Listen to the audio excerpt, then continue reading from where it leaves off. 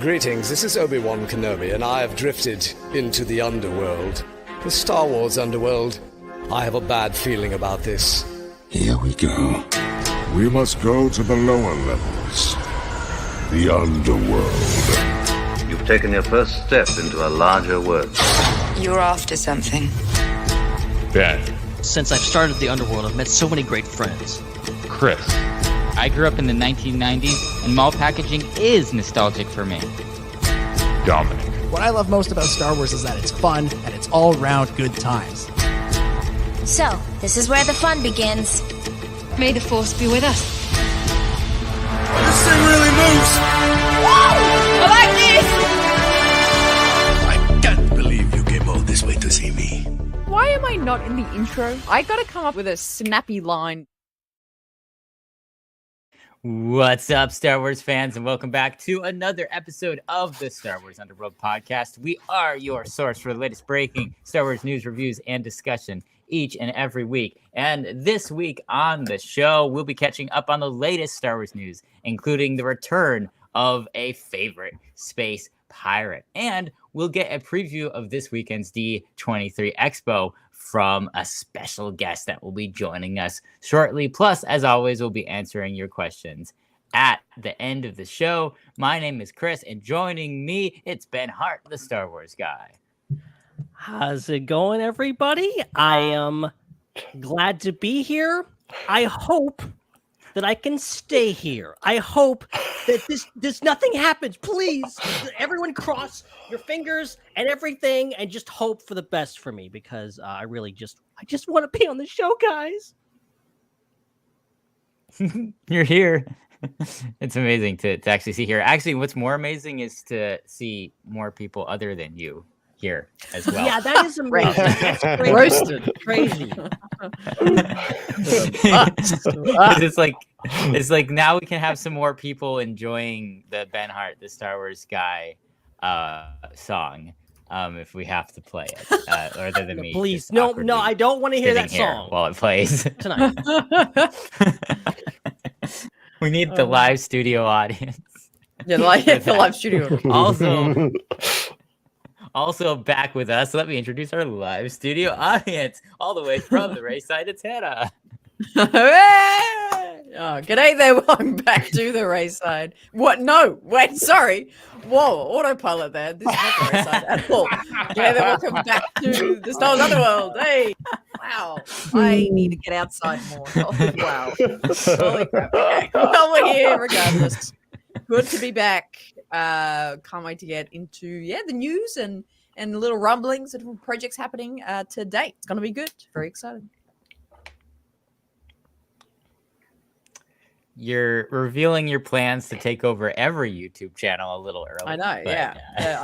Yep. Thanks for letting us know that is your plan. Yep. That's it. Amazing. And purely because if there's just one person clapping, it doesn't count as an audience. You need a second person for it to be an audience. We have our senior tie-in materials correspondent, Mr. Chris Abbott from the channel Starrapter here. Hey, Chris. Hey, what's up, guys? Long time no see. We've seen each other about a week and a half ago in California.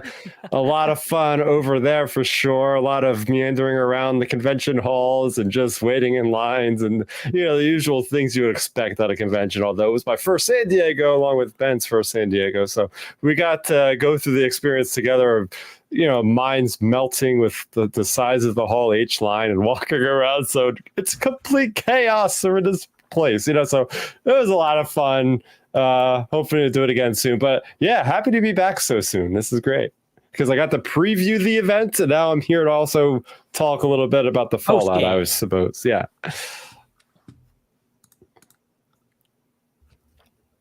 Heck yes. So we'll get to talk about that in a moment. I want to ask about your general opinions. Chris, I think you have a fantastically long space I delay. wish I did. I think so delayed. You're a solid 10 seconds but late to everything. Oh no. We're getting started off strong here, people. He'll hear me. He'll hear me in 10 seconds. No. Oh, just continue. Just continue. We'll be. Oh, he's frozen now. I don't know what's going on. Is he back? Oh, we're all at the same time. Ben and Starrapter, we're all at the same time. Ben, right? I think you're gonna have to do me a solid and take over, Ben. Take the reins. Is he gone? Okay. So this is me. This is me doing the plugs and reminding you all to follow us on social media. Yeah.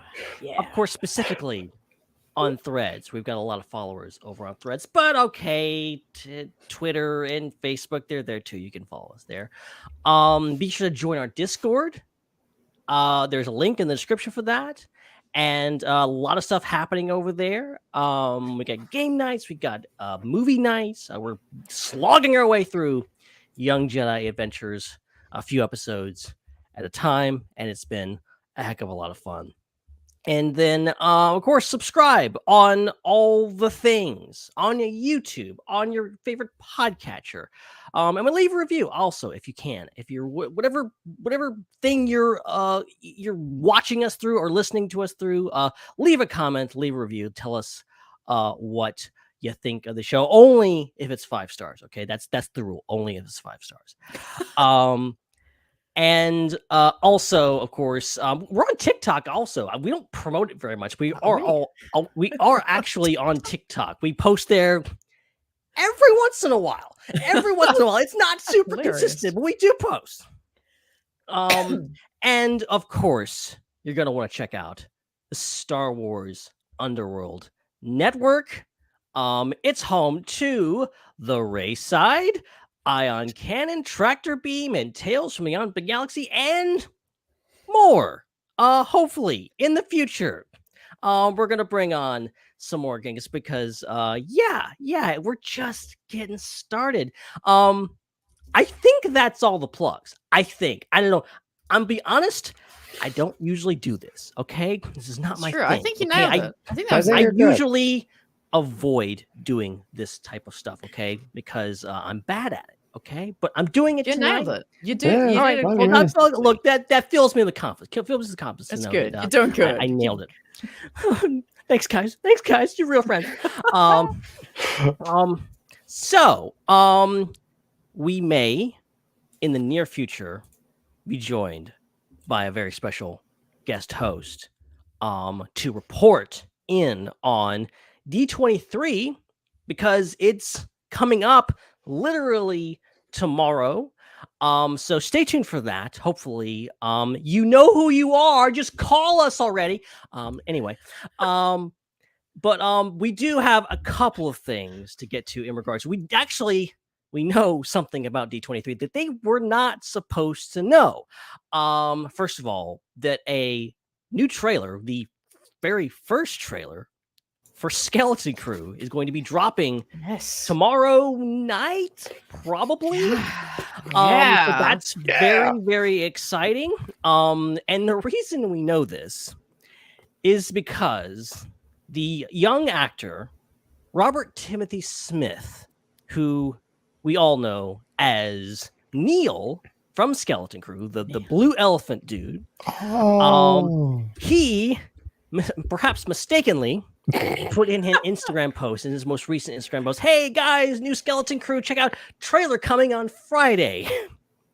And of course, the internet was set ablaze, and there was no official announcement. And then I checked the Instagram post a few hours ago, and it was that part of it was removed. So I think someone at Lucasfilm had reached out to him and goes, "No, don't do that." So look, Lucasfilm, he's just a kid. Give him a break. Don't be too hard on him. Okay, he made a mistake. It's okay. All right. He was just trying to do your job for you, which is let us know when trailers are coming. You know, I'm just saying. So yeah, I look, it's not like officially official, but I think we heard it pretty much from the blue elephant's mouth that the trailer's coming. So Lucasfilm, we had a deal. You're not supposed to drop trailers on Fridays after we record. This is not okay. But we'll have to deal with that later. So expect the Skeleton Crew trailer breakdown next week. That'll be a lot of fun. A week after it. Okay. Never mind. We're not going to dwell on that any longer. We'll hear more about D23 later in the show. But furthermore, let's jump into a bit of gaming news. We got a couple of confirmations. We had a lot of stuff, probably stuff that I think it's a good thing that you're here, Starrapter, because a lot of stuff that I don't understand fully. But I'm assuming you've heard about this post-launch roadmap that they revealed for Star Wars Outlaws. Oh yeah, I certainly have. I mean, we've known that there's been a season pass of Star Wars Outlaws since they put out like the first official gameplay trailer a couple months ago. So we already knew that we were getting to some capacity extended single player DLC of the game, right? This is a single player game. There's no multiplayer. There's no multiplayer like maps that are bundled or anything like Battlefront or Squadrons or anything like that. But this is exciting. This is exciting because we learned about 2 names and they specifically gave descriptions, right? We're getting in the fall, which is a nice turnaround. We're getting a Lando DLC, and then the following, I think, winter, we're getting that Hondo Ohnaka DLC. Yeah. So there's really cool things to be excited about.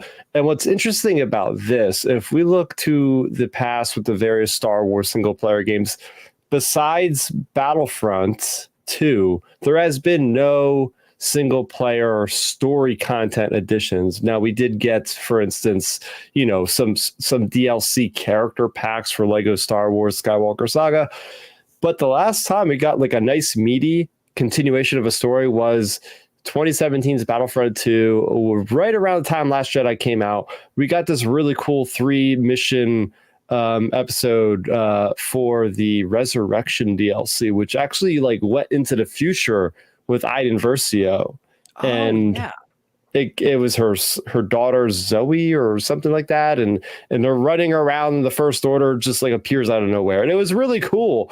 But that's something I've wanted to see. A lot of other gamers I've been talking to have been wanting to see, is like getting Star Wars DLC that's like actual impactful story content that bridges the thing to go further past, right?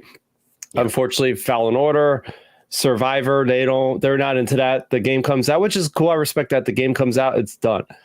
But if you guys know anything about the Ubisoft games, for better for worse, some people just really like to hate on Ubisoft. I actually don't. I actually really enjoy their games. But some people think they get out of control when it comes to DLC and stuff. And when it comes to this sort of thing, you can either take it or you leave it, right? When it comes to DLC, people are crying out there on the internet, as they often do when it comes to any kind of gaming decision. I don't want to pay for this. The cool thing is you don't have to pay for it. They're going to give us that complete, hopefully, most likely complete experience with the actual standalone game for $70. And then they did say it's a la carte. Let's say you want to only buy the Lando DLC. You could do that. If you only want to buy the Hondo DLC, you could do that. I'm choosing to just get them all because I'm a gamer. I'm a completionist when it comes to the Star Wars stuff. I'm going to be buying it anyway. Let's face it. But I'm excited. It's cool to see that we're going to get a continuation of a story. It looks like the Lando one is going to be more about like a Sabacc kind of, as you would expect, like a gambler kind of storyline. And then Hondo Ohnaka, it's something about a pirate or something. So of course, like we got the kind of, the kind of feeling of these characters. I would imagine people were already hoping. I've seen in the comments like, oh, please bring in Hondo. Please bring in Hondo. He is kind of a perfect character that would be in that era. I mean, obviously, we know he's lived way past that era into the sequel trilogy, but it is cool to see him nonetheless. Now, Hannah, I know you're probably going to be playing this game. I don't know your hype level for Outlaws, but I know you keep up to speed with all this. So what are your thoughts on it? I do indeed. Yes, I am very, very excited for this game. I think it was a long time, in announcement of this game. We're going, oh yeah, that makes sense. Oh, interesting time period. But honestly, the more and more we get out of this game, it is piquing my interest, very much so, because it feels like it's going to be one of those games that I'm hoping it's a bit of a sleeping giant, where it ends up being a lot more fascinating. The fans will grow almost after the launch of the game when people finally say, "Oh, this is actually a really fun, piece of Star Wars media." The time period, the levels, and all that kind of thing. I think it'll really grow on a lot of people. But I'm very excited for it. And yeah, you explained it perfectly. The whole DLC situation. I'm seeing it too. A lot of people be saying, "Oh, I want to just buy the game and play it." It's just like, well, that's optional. You can just buy the game and just play the game. And you'll have plenty to have and play around with. It's just for those gamers, and I think it's such a great what's the word I'm going for? A great plan, method to and layout to have these detailed add-ons for a price. Understandable, like everything costs something these days. Like it wasn't free to make these extra content, extra layouts of the game that they're going to have with the extra characters. It makes sense. It's fine. I'm kind of okay that's going to cost extra.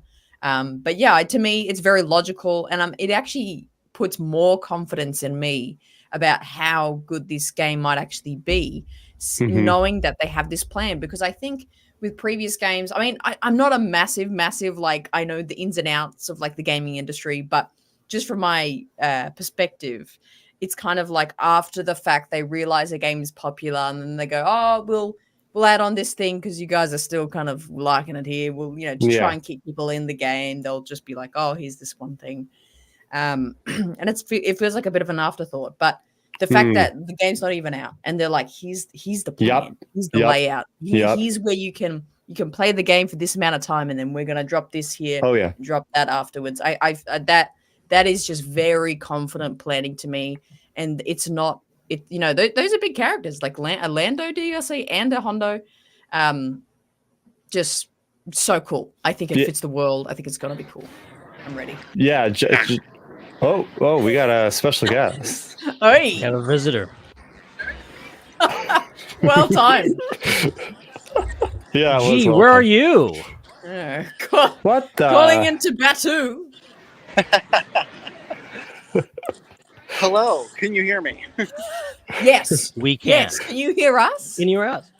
Vaguely, I hear you vaguely over the din of Galaxy's Edge behind me. Look at your aviators, man. Look at you. Too much. Look at you. Too much. So what's going on? How is it on Batu at the moment? How is it? I mean, it's pretty good. It's pretty good. There's some stormtroopers running around, so I'm a little concerned. But otherwise, c'est la vie. It's pretty good. Unreal. Amazing. Well, what do you have to report for us, Dom? What have you got lined up? Your excitement for tomorrow and the weekend ahead? Yeah, we're looking ahead at D23. Obviously, that's why I am here, as opposed to there, where I usually am. But lots to look forward to. Tomorrow is the big. The Falcon's making noise behind me. It keeps distracting me. It's hissing. There's steam coming out of it. The lighting here doesn't really convey exactly what's going on. But yeah, lots to look forward to tomorrow. The big Disney Studios feature panel presentation takes place tomorrow at 7 p.m. local time. And obviously we're looking ahead at potentially some pretty big Star Wars news out of there. That's the question going into it is how much Star Wars news can we really expect out of this thing? I don't know whether you've discussed this or not, but it seems a virtual certainty at this point that Skeleton Crew will be dropping a trailer. We heard. Yeah, seems like a virtual certainty. Seems very, very likely. I think Andor, likely season 2, some kind of preview for that, some kind of tease for that also seems very likely in the cards. They finished shooting that show. They were teasing it last year at Celebration. Feels like a safe thing to bring out for everybody at D23. And then the other two sort of ones that we're kind of wondering about are. Is there a future for the Acolyte? Is there going to be another season beyond the one that we've seen already? And looking at the cinematic side, The Mandalorian and Grogu is the next Star Wars movie up on the docket. And while it's still a ways away, I think 2026, so we're still 2 years out from it probably. Could there be some sort of tease there for it? They've just started shooting. Mandalorian is, of course, a huge property for Disney and for Lucasfilm. So maybe they want to get a jump on things and perhaps throw something out to us a little bit ahead of time. Some sort of in production little teaser, maybe behind the scenes reel, behind the scenes picture, something like that. That's the other thing that seems I won't say likely, but seems possible. Seems like it could be on the table. I think Skeleton Crew and Andor are likely on the table. Feel Mandalorian and Grogu and the Acolyte. And then beyond that, then we're just sort of grasping at straws, wish casting what we'd like to see. Love to see something from the Rey movie. Would love to hear something more about sort of what's going on with the Lando show or movie or whatever it may be. And love to know more about what James Mangold is working on. Am I going in expecting those things? Not necessarily, but I don't think they're off the table either. I feel like Lucasfilm is looking at this year's D23 as a real opportunity to show their big guns off, to potentially put some really exciting things out there. Their floor presence, from what they've announced already on StarWars.com, is so much more immersive and so much more comprehensive than previous years. Previous years, it's been a booth. It's been not unlike what we saw at Comic-Con 2 weeks ago. In fact, I think a few years ago, it was the exact same booth. They just sort of dragged it out and set it up again. This year, I've already seen there's been some people have posted some pictures from the floor of what the booth might look like, but they're also going to be doing events from there. There's going to be a live interview with Manny Jacinto from the Acolyte. It's going to be other sort of live mini panels, including a Star Wars animation one with Vanessa Marshall and Carrie Beck, and lots of behind the scenes on sort of the volume and the creature effects that they use. So, Lucasfilm is kind of going all in on this one. And so it wouldn't surprise me if they wanted to sort of complement their floor presence with something really, really exciting from, when it comes to the presentations and the panels and the announcements. So what that could be, I'm not going to guess. I think, by the time most of the people are listening to it, they'll be a couple of hours away from finding out. So, there's not really a point in speculating too much. But I feel like this is a year where they want to, make a statement, Star Wars is back, Star Wars is here, don't forget about us. Marvel made their statement 2 weeks ago at Comic-Con with the Robert Downey Jr. news. I think Star Wars would like to have something comparable. I don't know if they can do something quite that big, quite that exciting, but something comparable, something interesting, something exciting, something to get people excited about the future of Star Wars would be feels like the sort of thing they would want to do. So we'll see. Again, we're about 24 hours away from finding out as of the time of this recording.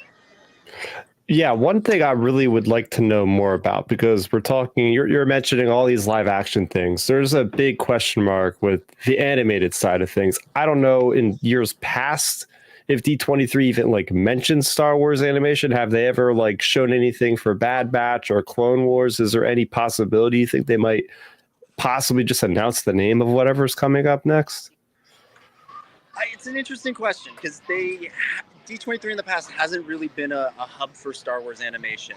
I would think back to the only one that I can really think back to is the 2022. 2022 and 2019, there was a little bit of animation news at each of those. 2022, they announced the release date for the Bad Batch season, I think for season 2, I think at that point. And if you go back to 2019, they announced the release date for the Clone Wars season 7. These were things we already knew about. These were kind of little teases, little hints, they were almost like add-ons. They were sort of the side dish to the main course that was the live action. But there's a big sort of wide open place in the Star Wars schedule for animation. We don't know what's next. We've had Tales of the Jedi and Tales of the Empire. We've had the Bad Batch. It doesn't seem like there hasn't been an announcement since Bad Batch ended of what the next main animated series would be. Do I think we'll get that at D23? I feel like that's a bit on the unlikely side. They tend to go more for the animation. or say they tend to go more for the live action, excuse me, at this event. Celebration is more where they do the animation announcements and the animation teases. That said, never say never. Bad Batch was a huge success. Clone Wars was a huge success. So if they're going to announce a follow-up, or a spiritual sequel, why not put it in front of the biggest audience possible? If I were betting, I'd say if there's any animation news, it's Star Wars Visions Volume 3 coming 2025 sort of thing. Something loosey-goosey like that, a vague release window for that, because again, that's something that's been very popular and had a lot of success. Now, I will say, in my travels in the last few weeks, I paid a visit to Lucasfilm. And I didn't go in. I just sort of went and visited the Yoda fountain and wandered around that lobby that you're allowed to go into after you get a very stern talking to from the front desk man. And while we were there, we're walking around and looking around at all the people who are there and say, hey, that looks like Brad Rao, supervising director of the Bad Batch, Brad Rao. And it was myself, it was Din, and I said to Din, Din, I think that's Brad Rao, supervising director of the Bad Batch. And Din said, I'm going to go say hi to him. And wandered right up to him and said, hey, Brad, big fan. And so, at the very least, there are still animation people working actively at Lucasfilm. It's not like they've all moved on to other things. They're still there. It seems unlikely to me that they're just, putting the finishing touches on the Bad Batch, Blu-ray releases or something like that. I think they're probably there, actively working on something new and something interesting. What that might be, I don't know. We didn't really try to, we jokingly asked Brad what was next, and he of course said, there's nothing I can say. And so in response to that, I just spent 5 minutes recapping the season 2 Bad Batch finale to him and telling him why I thought every single frame of that episode was amazing.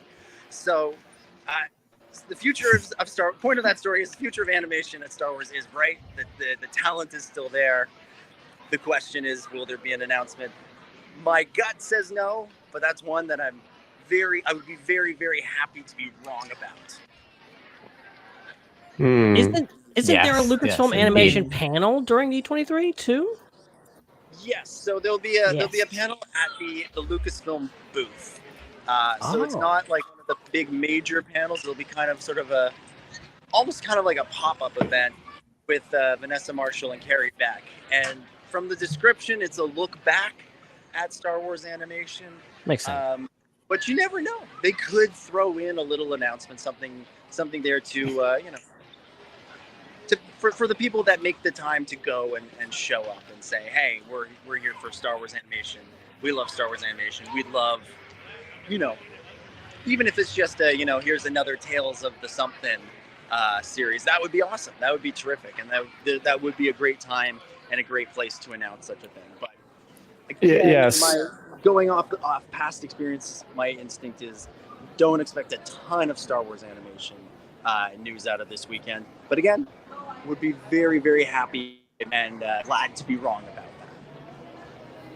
Yeah, looking at the booth experience panel description, whatever we want to call it, there was the Manny Jacinto one, and it specifically said, he's going to look back at the first season of The Acolyte. So just the wording of that gets me to wonder, I think it's a pretty likely thing. We're going to get that announcement there. Then he's going to mention, I'm reading the scripts of season 2 and they're so good right now, or something to those degree.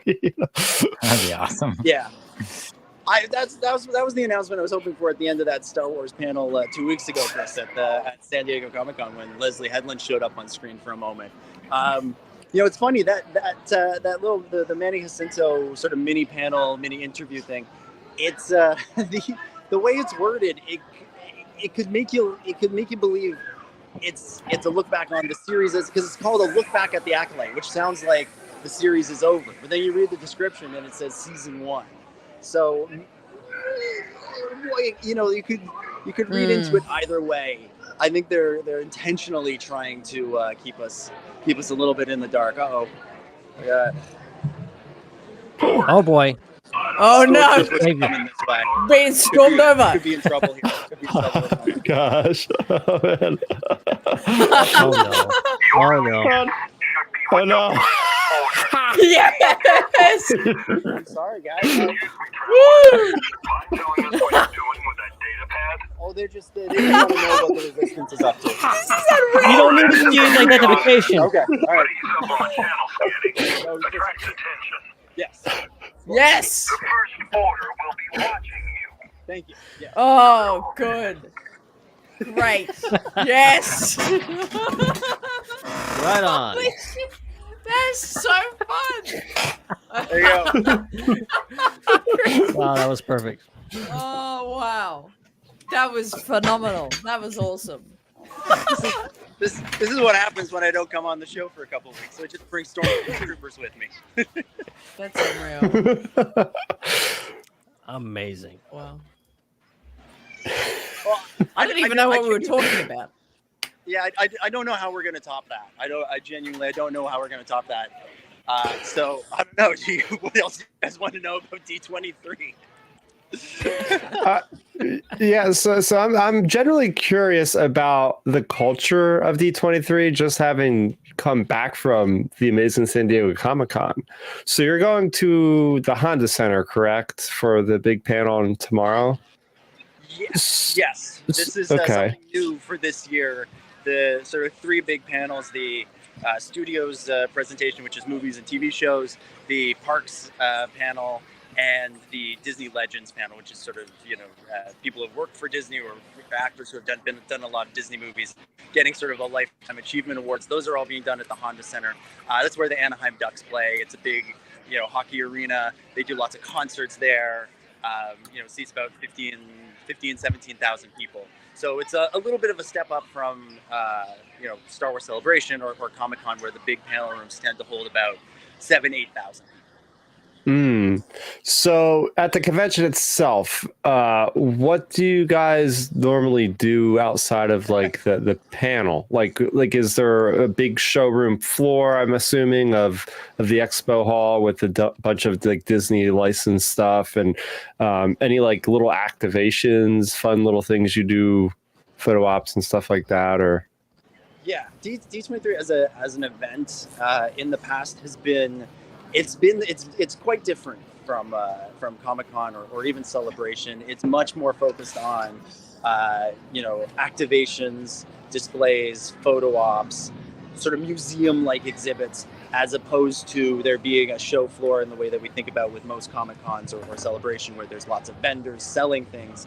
There is still lots of opportunity for shopping. There's a big official store, but by and large, it's a lot more of the various Disney properties just kind of showing off their stuff. And so again, there's photo ops, there's displays, activations, things to do, but it's a different kind of atmosphere. It's a little bit more dare I say, it's a little bit more corporate than, say, San Diego Comic-Con or Star Wars Celebration, which still maintain a little bit of that kind of swap meet flea market vibe of here's just a bunch of people selling Black Series figures or Lego sets or comic books or whatever. There's a very limited amount of that at D23. There are other panels that will be at the convention center that are, a little bit more, what's the word? Selective. They're a little bit more targeted at sort of specific interests.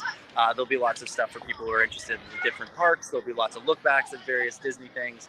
I think Marvel is doing a couple of panels that way. In the past, there's been video games. I don't know off the top of my head if there'll be a Disney sort of video games panel this year, but it's very similar in a lot of ways to Comic-Con or Celebration, but it's its own beast. It's its own experience. It's a fun time nonetheless.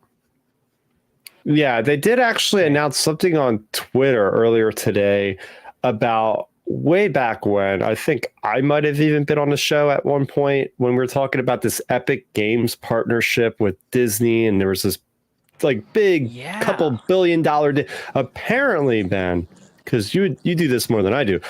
In Fortnite, you're going to be able to log in on Saturday morning and experience some sort of like game reveal for whatever that thing is. And it's going to be running on loop for like a couple days as well if you miss it, because I'll be at work. But apparently you log into Fortnite and you can go and watch, like go into like some theater and like watch this demonstration in a virtual monitor in Fortnite. So I thought that was neat. Okay. That's pretty interesting. I've been a little out of the loop for various reasons today on what's been what else we is know. Rub it in. But that is pretty exciting. I like that they're bringing people in that way. Absolutely. Well, so excited, Tom. And I just I don't know if this is a final question. I don't know how much time we've got before. But I mean, similar to what Starrapter was saying, like, you know, it's such a big event, so many wonderful things to happen. Is there one thing in particular you're most looking forward to? You know, a particular panel, particular person talking. What are you most excited for? Yeah, I mean, I'm really the big panel of tomorrow, the announcements panel. That's what I'm looking forward to. That's what I've been sort of thinking about for the last several months as we've been leading up to D23.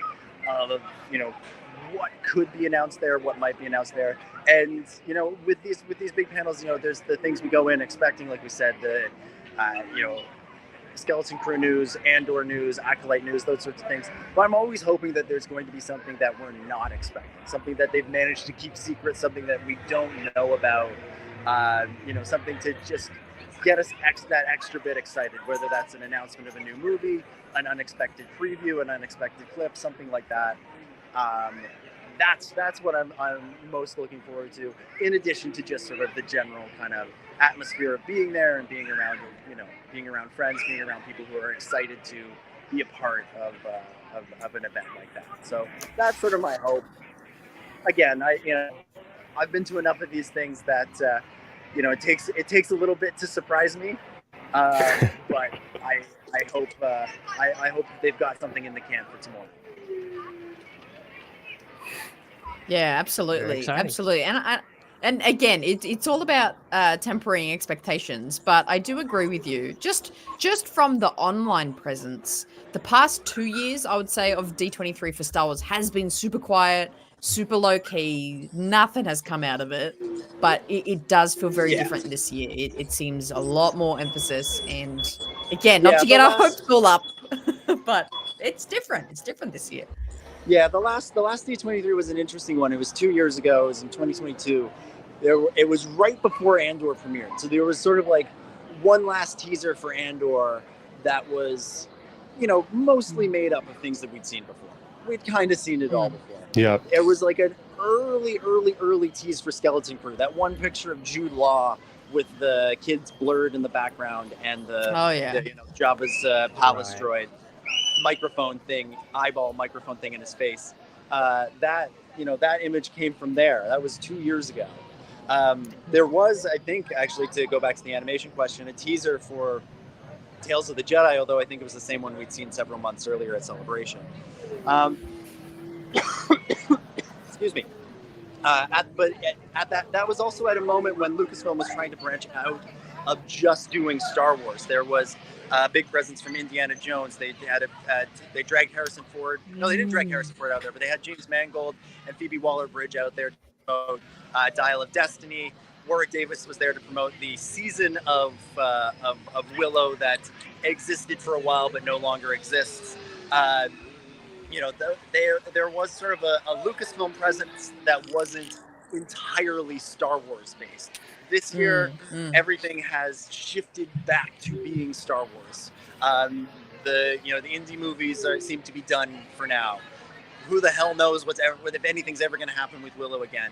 It's all Star Wars all the time. It seems like at Lucasfilm, and so again, that kind of makes me hopeful that they want to make a big splash there, especially when they see their colleagues down the hall at Marvel, consistently, one-upping them in terms of the splash, in terms of the announcements that they make.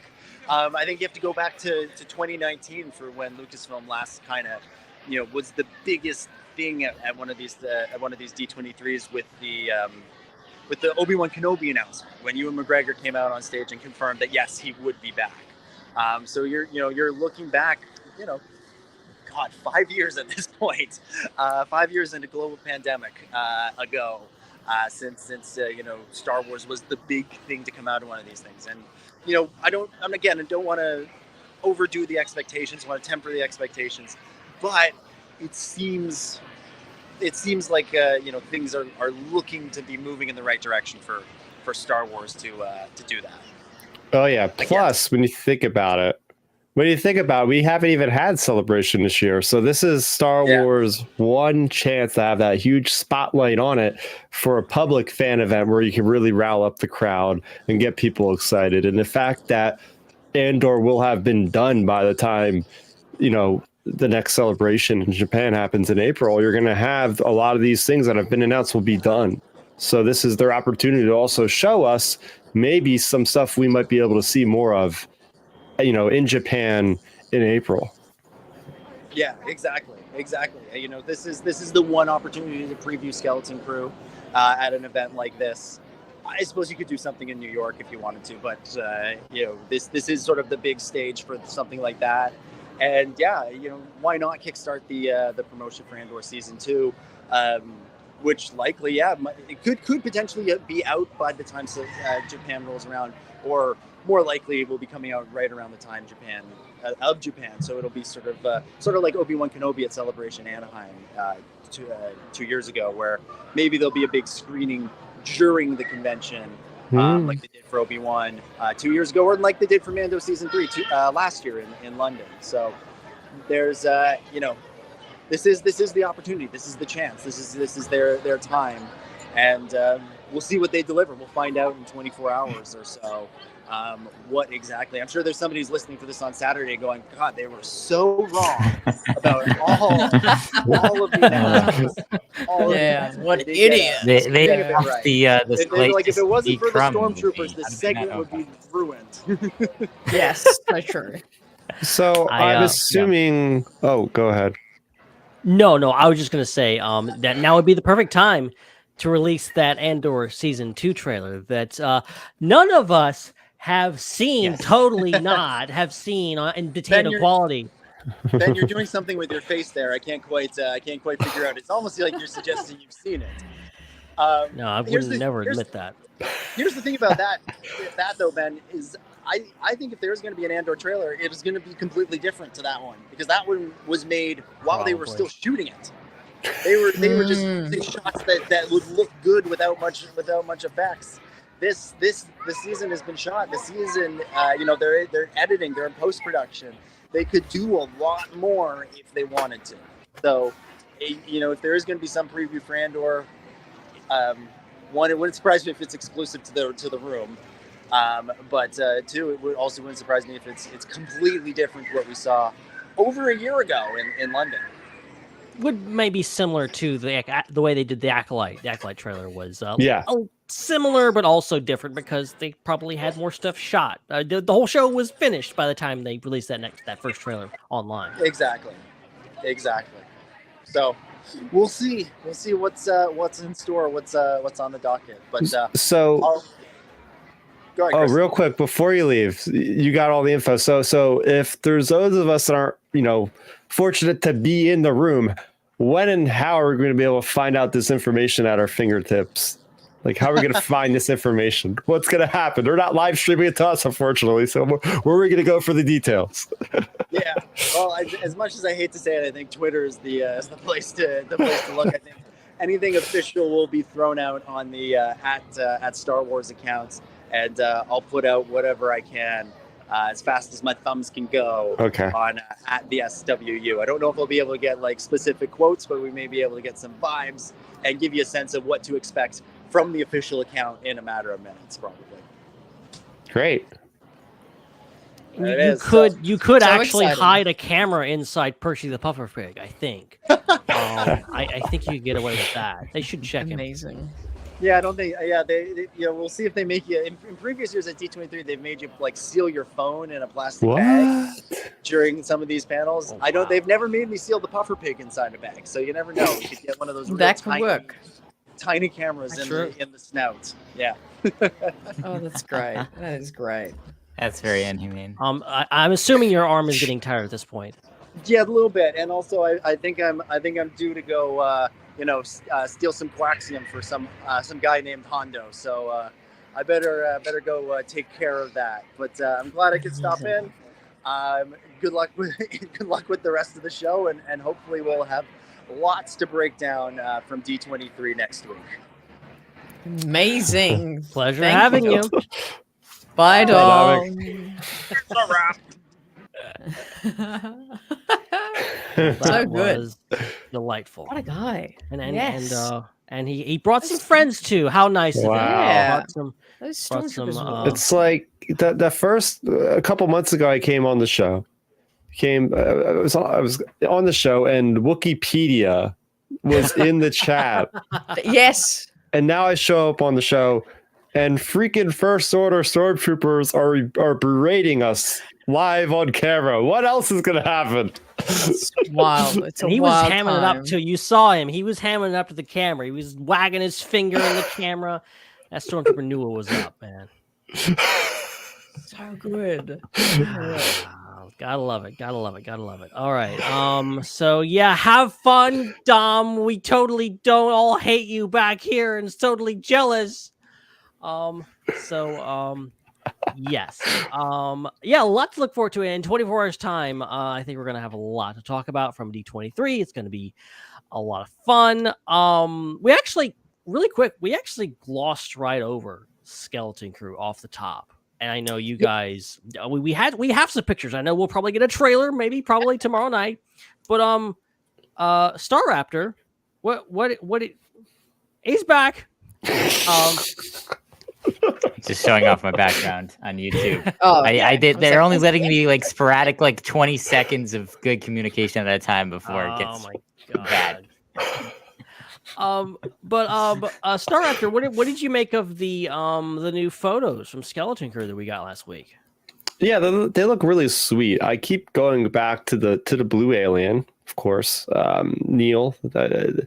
Wait. The character's name is not Neil. That's the actor's name, correct? No, that's the character's name. N-E-L. Yeah, it's Neil.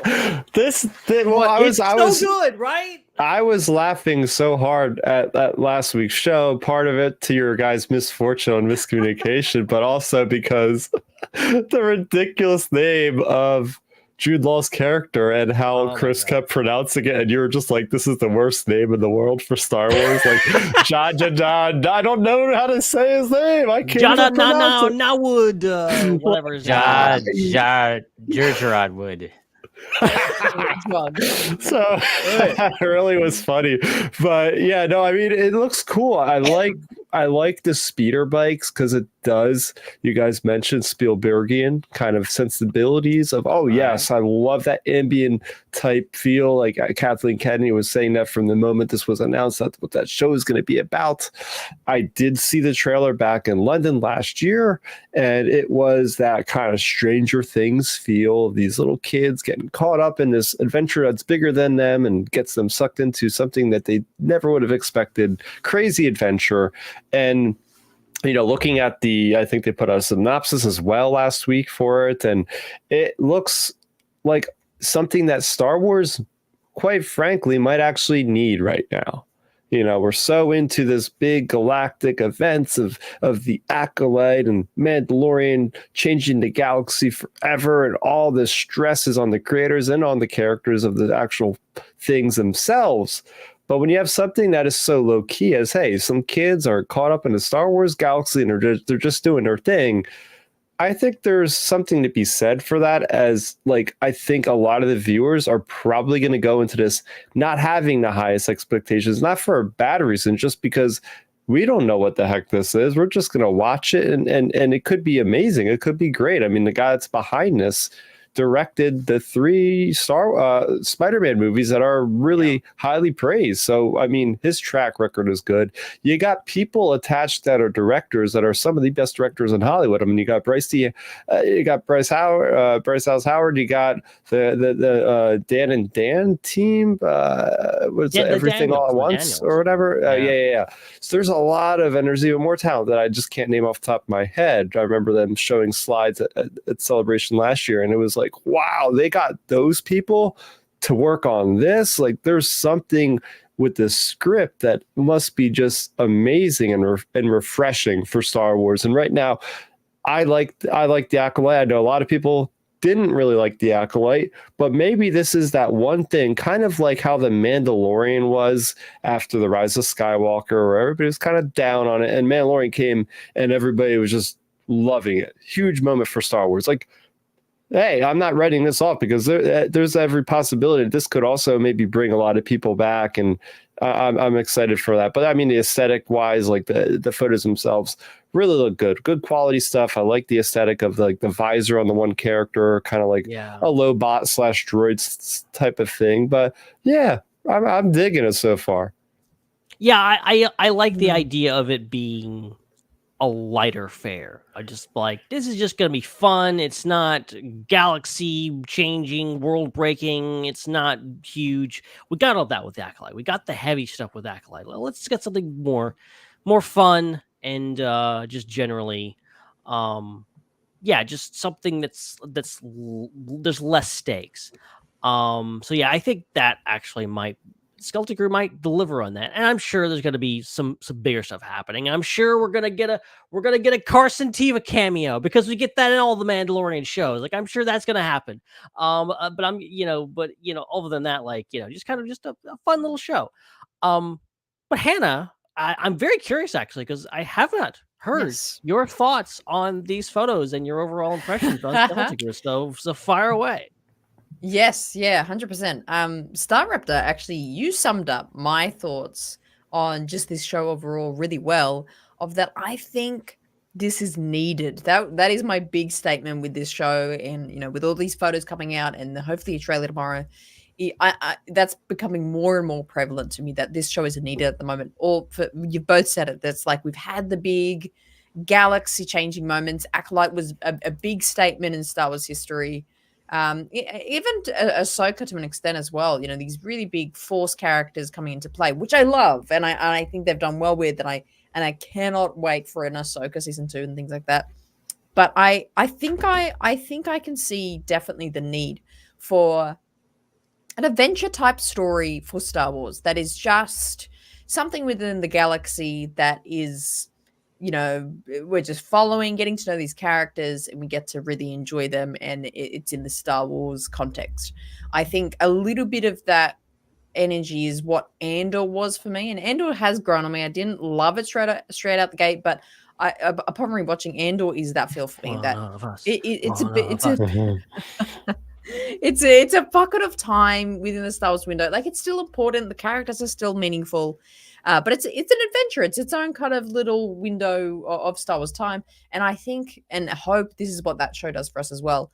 But that's kind of also coming, I think, from my broader comment of that's what I also hope for the Mando Grogu movie, just switching gears for a second, that's what I hope from that movie, actually. I think that movie can simply be an interesting adventure of the Mandalorian Grogu having some sort of action piece in the Star Wars timeline, and I think this is what this show Skeleton Crew should do as well. So, seeing as it's quite similar, we've got some of the crew vein from that kind of those pirates on Navarro that was in season 3. Yep. In this show, it looks like there is a bit of crossover here, and I agree. I think maybe a Carson Teva might come into the show, but the photos look great that came out last week or the week before.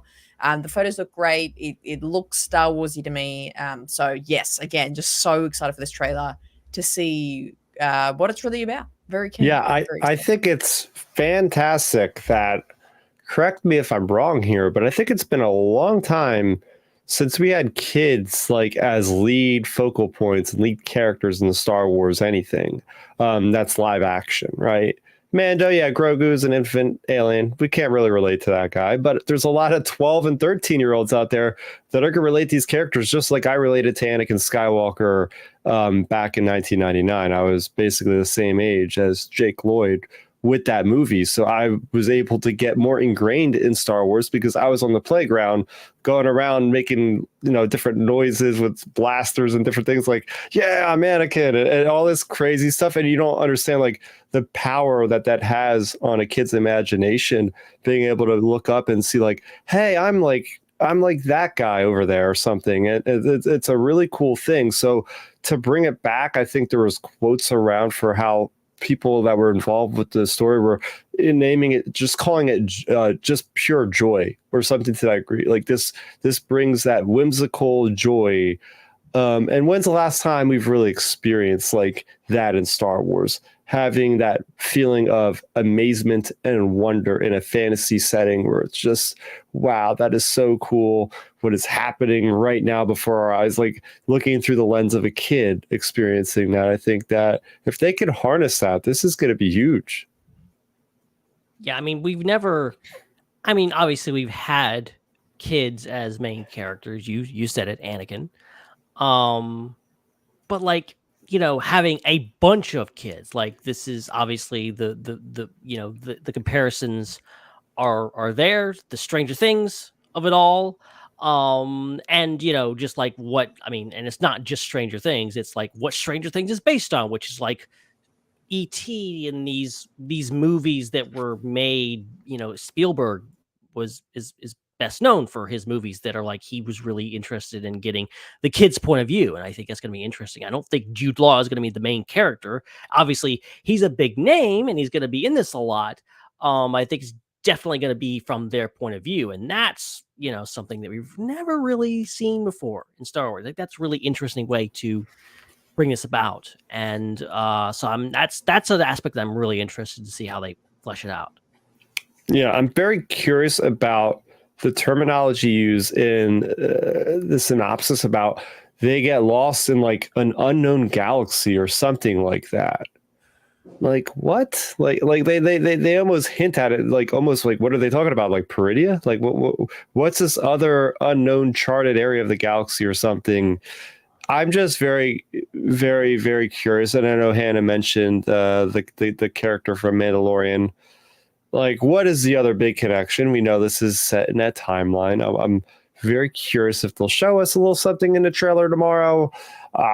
If we have to wait and see. Obviously, they want this to stand on its own 2 feet first. And I think that's the best bet is like, let's not get caught up in the canon and the timeline of it all. Let's first accept this story as its own standalone thing. And oh, by the way, here are some cool little tidbits and Easter eggs, because they did mention in this article that, hey, these are Easter eggs.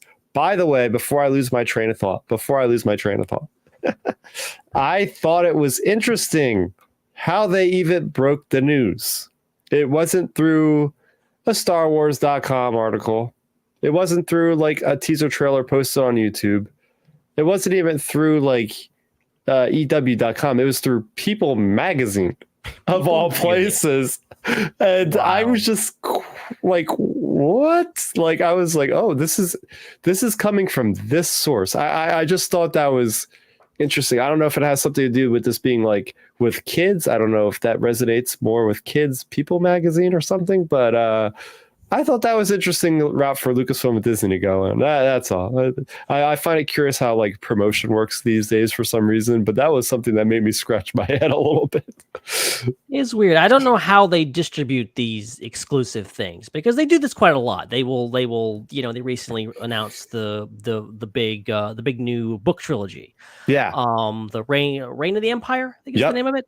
And that was through IO9, which they do a lot with that site. So like that made sense. And they did it literally like 2 or 3 days after Comic-Con. I was on the plane coming home. Me too. Comic-Con. I was on the airport shuttle and that showed up. I'm like, Comic-Con just happened yesterday. Yeah. You guys couldn't announce it. So funny. Yeah. Yeah. That would have made such a big splash. Again, that's why I said recently I'm so so curious about the stuff that Star Wars is promoting. It's an odd thing I can't wrap my head around. But anyway, it's not important.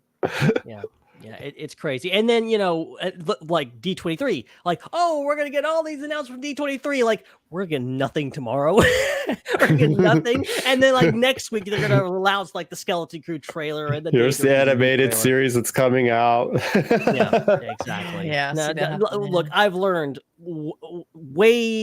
just the hardest way possible on this show to not speculate about when trailers are going to show up, because I've been wrong so many times. It's ridiculous.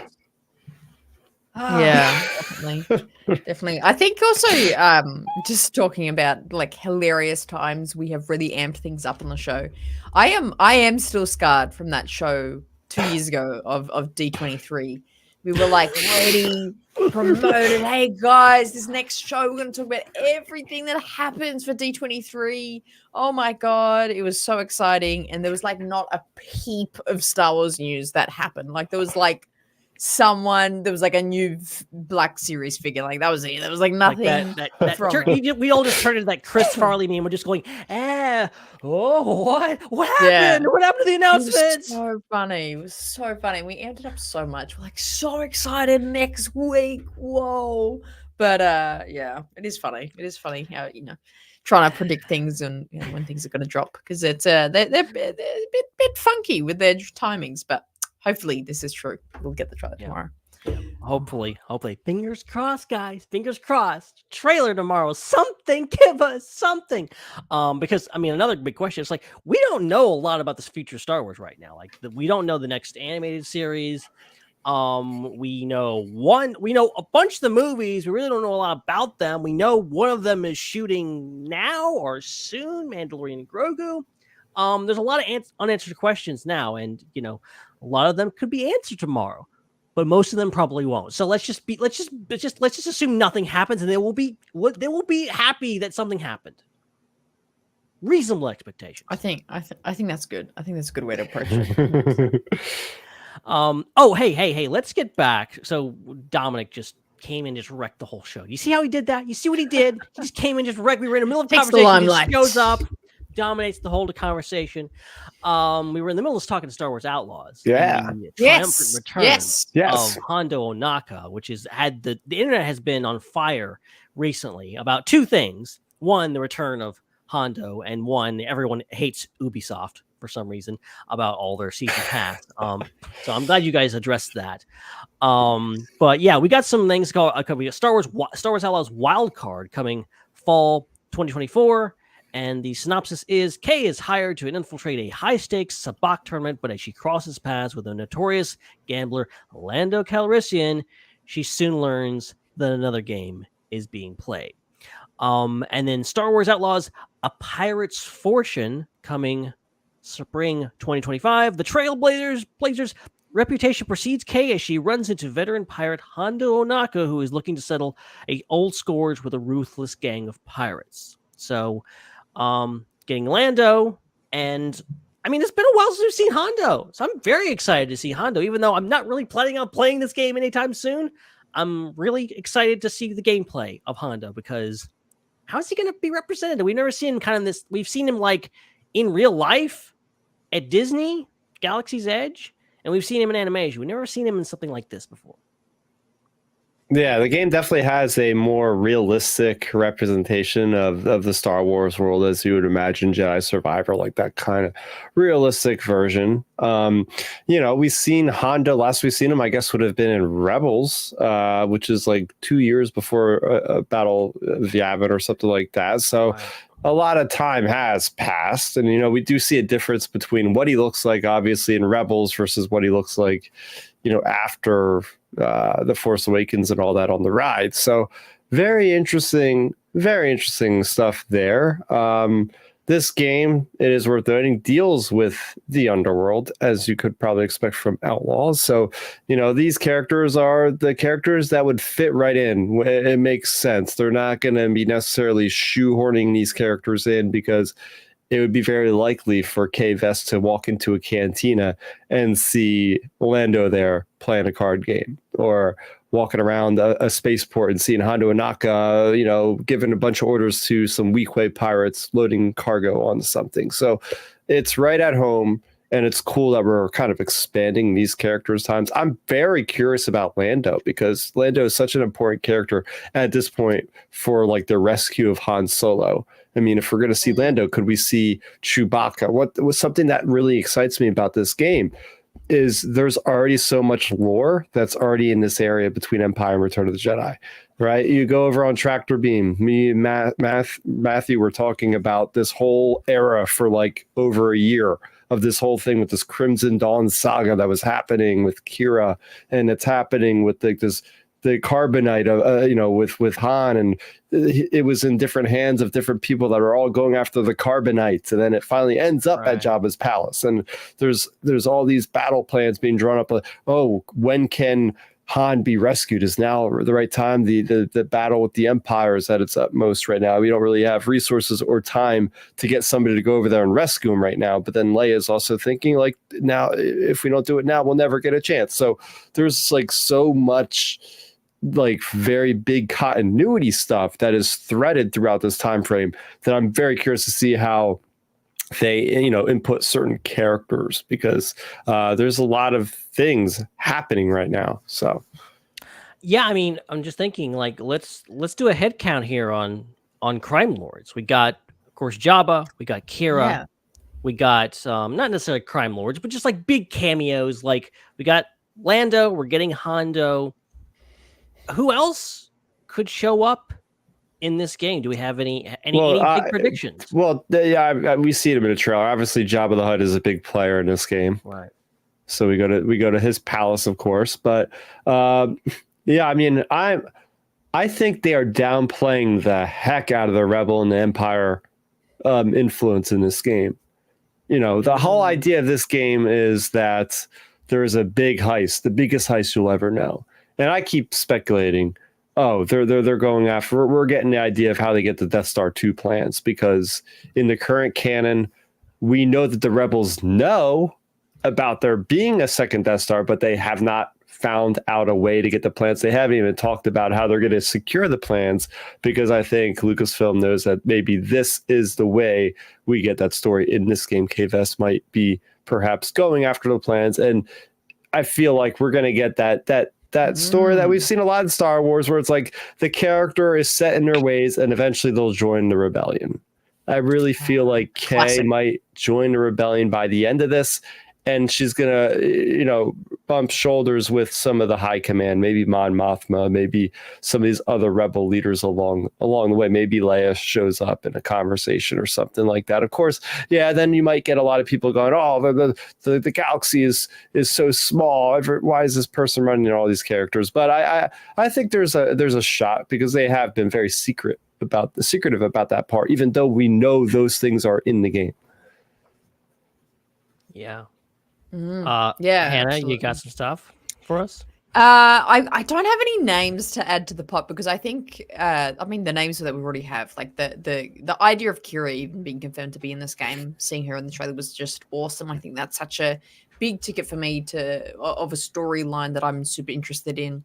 And yeah, like we said, Lando being added into this, Hondo being added into this, Jabba being part of the story. I think those are all it's making this really interesting web of the outlaws and the underworld and everything that's happening. I would love to see some of the even syndicates come into this a little bit. The Pikes, the Black Sun, which I know that.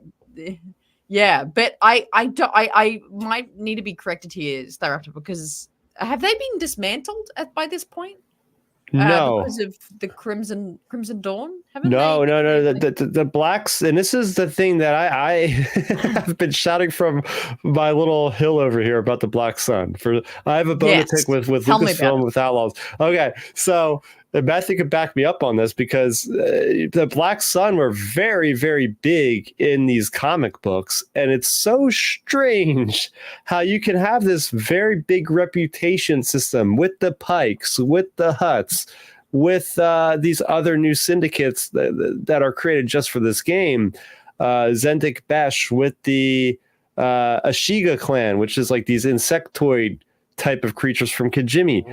You have 4 or 5 different things. And the Black Sun, in my opinion, are maybe one level down from like the Hutts, but I would consider them on par with the Pikes. And yet there's no mention in any promotion at all. And, going into more speculation here, you look at this game. What other game came out during this very exact era? Back in the day, Shadows of the Empire, you had Prince Zizor of the leader of the Black Sun. I really feel like these people here at Ubisoft are going to have a love letter to the fans. And they're keeping this card close to their chest, and they're going to play it as the Black Sun is going to be like the dominant factor towards the end of the game. You're going to see Prince Zizor. Heck, you might even, for my enjoyment, maybe you'll see a Dash Rendar pop up at some point because he's also in that same timeline. We haven't ever seen. We've seen Prince Zizor, all right? We've seen one measly hollow image of him in like the size of a comic book, and he got name dropped, and that's all we've ever heard of him since. I think they've been saving him for this game, and he's going to be like the Darth Vader appearance in Fallen Order when Vader shows up to do business at a big important time. I think that's where we're going to our introduction of Prince Zizor. At least I really hope so, because if it's not now, I don't know when better of an opportunity they would have. I like that a lot. I think I think it would make sense, being that they've been tiptoeing around Black Sun all this time. And I agree with you. Like, I think Black Sun is like one of the top dogs in the Underworld. Like, that makes sense that they would show up and they would be a major antagonist. And just being the way this game is set up, the fact that you're supposed to, you can get in good with this one clan or this one crime thing, but you could piss off somebody else. You have a chance to hey, I'm going to work for Jabba, or I could betray Jabba and go work for Crimson Dawn. But then if I run into Jabba again, he's not going to like me. He's going to want to try to kill me. Like that whole thing. I like that reputation system. And maybe certain ones will, maybe we'll start through I think the game is going to end pretty much the same way. Like the story is kind of going to go the same, even though you can kind of affect things in the middle. So I'm curious, like how things, and maybe, I think the fact that they are not talking about Black Sun is sus, as they say. But yeah, so this is all very, very, very exciting. Star Wars Outlaws on Xbox Series XS, PS5, and PC on August 30th. One last thing about this. I always have one last thing to say when it comes to these darn video games, folks, but I just want to applaud Ubisoft. I want to applaud everybody that's involved because I think they've done a great job with the promotion. Hannah, you're kind of hinting at this, like, I guess it was an hour ago now at this point, since we've been talking about it, about, you have a good feeling basically about the game and whatnot, because I think they've really been ahead of the curve. You're talking about hinting at, like, it's basically the confidence they have in this game. The reason why I say that is, first and foremost, like over a month ago, they've been done with the game. And a lot of game companies nowadays, they don't really call like they're done with the game on social media. They call it going gold, which means nothing these days. Going gold was an old term back in the gaming days when things were printed on disc. And when the disc went out, it was called going gold because the game was done. You put it in your system, you could play. Unfortunately, games don't go completely done because most of the time there's a day one patch. So the discs are kind of useless. You still need to be on the internet to like patch the game and get the best experience possible. But anyway, they said, okay, Outlaws has gone gold. Another thing that was very cool is there was a bunch of content creators, and I mean like several outlets. Like they were flying everybody from all over the damn world, literally people from England and everything, down to Los Angeles to play not one, not two, but 4 flipping hours of this game early. They played, these people played 4 hours. They had this entire setup that looked like something from Star Wars Celebration. They had like people walking around in costume. They had like legit like hollow displays of characters. They had all the stations. They had a crane machine with like the Nyx pet that you could get like a stuffy of. Like they had all these things for these players. So that leads me like, oh, they have a lot of confidence. Apparently, this game's going to be able to be played at Gamescom Germany, which is the biggest gaming convention on the planet at the end of August every year in Germany. That's going to be played there. So it just, and everything with the social media posts and the trailers, it really feels like Lucasfilm is treating this like it's the next big movie or the next big TV series. So I just wanted to say, hey, I see that. I give them a lot of props for it because they are really pushing this forward. You know, they're at San Diego Comic-Con. All the actors were there for the game and everything, talking about it for a good 30 minutes. So yeah, I would say that there's a lot of confidence going in with this game. And from what I've read and watched a lot of the reports of the people that played the game, because all those people have been able to speak about their experience. And I've heard really positive things. I've heard really positive things coming from people I didn't expect to hear positive things, because I see a lot of their other reviews for things. And I was like, okay, like I have a good feeling about this game.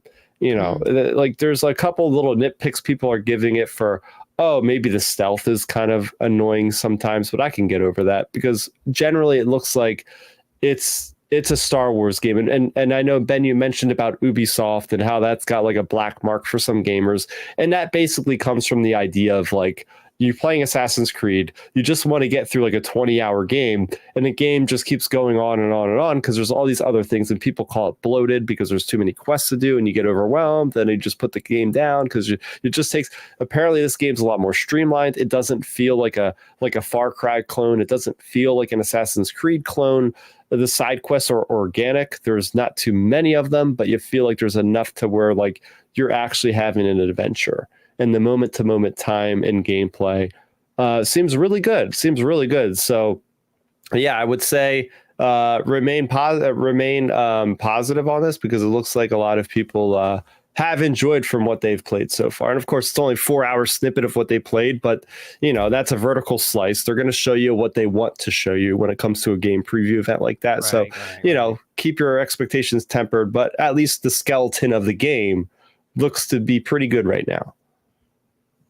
Yeah, that's great. I've also been hearing good things. So very exciting. Very exciting. Love it. So good. So good. Okay, let's switch gears a little bit. We've been on all about the Skeleton Crew and Star Wars Outlaws. Let's switch gears to the movie side of things. Am I right in assuming all of us here have seen Deadpool and Wolverine? Surprisingly, yes. That never happens. I almost never say yes to those answers. When you asked if you've seen this movie, you always no. But I surprisingly you did your homework. Congratulations. I did. So for those who know, or maybe you don't know, the director of that said film, which is making a ton of money at the box office and is very, very successful. And yes, I thought it was good. For the record, my one word review, it was good. And I saw a movie in a timely manner too. I can do that occasionally. So Sean Levy, who directed that film, is also been very open and honest about him being in the middle of writing a Star Wars film also. I forget the co-writer that he's working with. I'm sorry, co-writer. I'm sure you get your flyers eventually. I just forgot your name. But he's been out, talking a lot about Deadpool and Wolverine. And he talked to Josh Horowitz over at the Happy Sad Confused podcast, which is a great podcast, I should say. You should just listen to it after this one, but not before. And he had a lot to say about Deadpool and Wolverine, and he said a little bit about Star Wars. So definitely check out the full interview if you have time. But here's what he had to say. He says, quote, "There's only so many times." Okay, this is in reference to like talking about not just obviously he can't talk about the movie, but he's like, what does Star Wars mean to you? And this is kind of what he had to say. Quote, "There's only so many times that Star Wars movies can revisit the same section of the timeline because I don't want to do a Star Wars movie that is redundant to others, nor am I interested in doing one thing that has to do with or serve another movie. I really wanted to craft something that felt organic to me in tone and characters. There's certainly the Force and a connection to something that's bigger than our individual selves, and by that way, that can make us powerful. Those themes, combined with a visual delight and wish fulfillment, that's Star Wars to me. End quote. So with that quote in mind, and with Deadpool and Wolverine in mind, Hannah, what's your excitement level for the possibility of a Sean Levy directed Star Wars film? Well, let me just say I'm much more excited for this than a Taika Waititi Star Wars film. Let me just put it in that perspective. Oof. Yes.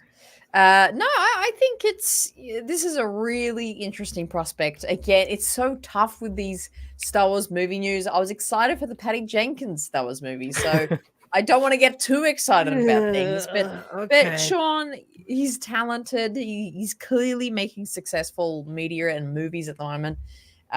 So I think he's a great candidate, and even his comments here of how to go about a Star Wars movie in this time, like we're in a forget in galaxy era of Star Wars, just as making Star Wars media is in such a different time and different headspace now. So, but I feel like he's reading that well, and I feel like he's understanding it well. So these comments that he said here, I really like his tone and his approach, that, you know, he wants to make something new, but it's not something for him. It's something that he wants to make a good story for the Star Wars universe, and but he also is aware he doesn't want to make a repeat or a copy or something that's just safe for Star Wars. He wants to make something that's, you know, creatively a bit more you know, pressing the envelope open a little bit, which I really like. So yeah, I mean, really great direction. He sounds like he's on, but again, will this happen? I don't know. Until I'm seated in that theater with I don't know what character, some sort of pod race themed popcorn bucket, I will keep my expectations low until I see it. Give us the Mars Guo movie. I want to see him do give Sean Levy a pod racer movie. That's what I would love to see. Okay, now I'm going to be disappointed when that doesn't happen. Okay, Starrapter. Okay, for 2 questions, just a 2-part question. One, what do you make of all this after seeing Deadpool and Wolverine? And 2, what's your over/under guess on if this movie even happens in the first place? Yeah, so I enjoyed Deadpool and Wolverine. I think the action was really good stuff. The humor was really, really good. The plot, I think it could have needed another pass or 2. I wasn't super thrilled on the plot. This is coming from somebody that absolutely loved Deadpool 1 and really loved Deadpool 2. So for me, I think for the most part, I think he was connected to all 3, right? Did he direct all 3 of those? No. He previously directed Free Guy with Ryan Reynolds, and that's how they got together. I forget who directed Deadpool 1 and 2, but it was not him. Okay, so, well, I'll take back what I said. I'm like, because I'm on the fence now with this guy. I feel like, I don't know what else he's done. I haven't done the research on him. Maybe I have watched and enjoyed something else he has done, but I'm not completely sold after Deadpool and Wolverine. And I know that there's so many other factors in something like that, like such a big tentpole film.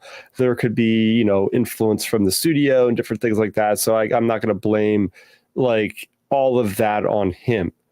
But at least from what he has said, I think that this guy seems like he has a good head on his shoulders as far as Star Wars. The one quote I really liked was something about the timeline and about how he basically didn't want to be in a crowded part of the timeline. He wanted to basically, for lack of the exact quote, like work in a new space or something like that. And I'm all about that. If you're telling me you don't want to have the same stuff with Luke and Han and Leia in that area, I'm like, okay, cool, yeah, let's push a new direction. As far as, you know, will this ever happen? I'll be honest with you, I completely forgot this thing was even a thing. It's probably because it's not been officially official, but when the writer himself is talking about this movie, it's just like Lucasfilm has never acknowledged that there's this other film that's being made in conjunction with Taika Waititi's film and the Rey movie and the Dave Filoni, the two movies or the Dave Filoni and the John Favreau movie. See, there's so many things going on these days. So many. There's so many things. And a James Mangold movie. Right? So there's just the Lando thing. I don't even know anymore. So that's why. And don't forget, Lando's going to be a movie, maybe. Maybe, I'm not so sure now after a report that we heard earlier in the week. I don't even know. I think it's off the table now completely. I don't Well, think the it's happening at all. series is off the table, but they're making it into a movie. I'm so confused. No, I think the movie's off as well. I think it's done. completely off. I think it's gone completely, entirely. Oh, Matthew Hardy in the chat mentioned something and I forgot. I believe Sean Levy did all of the Night at the Museum movies, which I saw the first one. I genuinely, Night at the Museum, the first one was like one of my favorite movies of all time. I've never seen it. Seen it? God, come on. You should see it. It's good. It's good. It's back when, yeah, it's good. It's good. Highly recommended. That's with Nicolas Cage, right? No, that's the other one. Wait, what's that's Museum of Treasure, National Treasure. That's the one. Yeah. That's the one. I never realized the vibe of those movies are kind of similar. I'll give you credit for that. Oh, it's so cool. I mean, I hope it's made. It would be an amazing thing to have, like, start churning out these Star Wars movies. If we get back to where we were in 2015, every year getting a new Star Wars movie. I want to be back there again. I really do, because as great as it has been watching these movies at home, it's something I've been missing, going to a theater with the likes of you fine people and watching a Star Wars movie together, freaking out together, going through crazy emotions together in a theater and in a public space. It's just so fun. And I think that Bob Iger, when he came back, it really looks like that's what they're pivoting towards, rather than the Disney Plus stuff these days. So, yeah, I think again, tempered expectations with this. It definitely feels like Lucasfilm has just enlisted a bunch of different creative people and go like, hey, go write a thing, and if we like it, we'll make it. If not, we won't. And you have a lot of people that are out there, and some of them clearly are not doing anything, or maybe they are. Who knows? Like, what's going on with Patty Jenkins' movie? What is going on with Taika Waititi's? Like, these are things that they kind of announced, but some of them they didn't, and it's very weird. Sean Levy has been weirdly so kind of open about this. Like, there hasn't been an announcement, as you said, but yet we know all about it. We know it's happening. So who the heck knows? As far as my take for this, like I liked, obviously I liked Night at the Museum. I liked Free Guy. I liked Deadpool and Wolverine. I liked this guy's, filmography. Am I chomping at the bit for his take on Star Wars? Not really, but also, like, I like what he's saying here. I like that his take on Star Wars is just like, I don't want to do just the same thing over again. I don't want to be redundant, as he says, and I don't want to keep going back to the same, part of the timeline, which has been what most of Star Wars has done. Like, the Acolyte was like the first thing that were like, oh, we're like 100 years before the Skywalker saga. This has never happened before. This is crazy. And so, like, I like that. I mean, Mangold said something similar to that. He basically said, like, he wanted the Origins of the Jedi movie because it was as far away from the Skywalkers as possible. Like, that's what he wanted. So that's why that movie, if it gets made, is where it is. So, yeah, I don't want to be negative here, but come on, guys. We've been burned way too many times. I'm not getting my hopes up. So, yeah, Look, I like Sean Levy. I like his movies, and I hope he gets to make one. How about that? Fair enough. Yeah, absolutely. Glad we agree. Interesting news here for those of you. Okay, a show of hands. Who's going to Japan next year? I'm not sure. I'm not sure. I'm not a big fan. Are you actually been? I'm not sure. I'm not sure. Dude. Okay. Oh my god. I gotta finish paying for San Diego. I'll go okay? fund. I'll go fund me for Ben on my channel. Send me as much money as possible. That'll help. Crowdfunding. Look. Regardless if I go, I know who is definitely going, and that is none other than Manny Jacinto, Alan Tudyk, and Daniel Logan. Yes, the Stranger, K2SO, and Young Boba Fett have officially been confirmed as celebrity guests for Star Wars Celebration Japan. And very exciting. I think Ashley Eckstein's going to be there and a bunch of other. They usually wait till kind of sometimes late in the game to start announcing guests, but it's nice to get some confirmation. I think maybe some, obviously Manny Jacinto seems to be kind of the guy. He's going around doing some press for the Acolyte. He's going to be at D23 this week. So that's really, really cool. So very, very exciting. I hope to see you there, Manny Jacinto, and all of you guys. That's good. I love it. Yeah, it's very, very exciting. I had a stream earlier this week talking about Celebration specifically with my good buddy Tony, and we were chatting about they're doing a pretty good cross section at the moment of hitting the different eras and projects of Star Wars with the guests that I've announced so far. But I like the involvement of Alan, and this being an announcement, Alan Tudyk. I hope this is a hint that we should make note that he will be there because he might be making an appearance in Star Wars media next year in an Andor season 2. Yeah. I'm really hoping I think that we'll probably get a nice juicy trailer for Andor at Celebration if we don't already have one by then.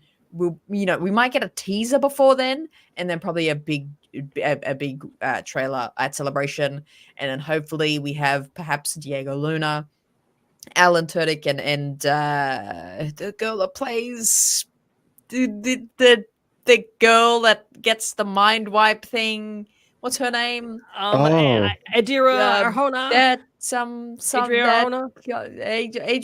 Adriana something. Oh, I feel terrible. But her Bixcaline. That character.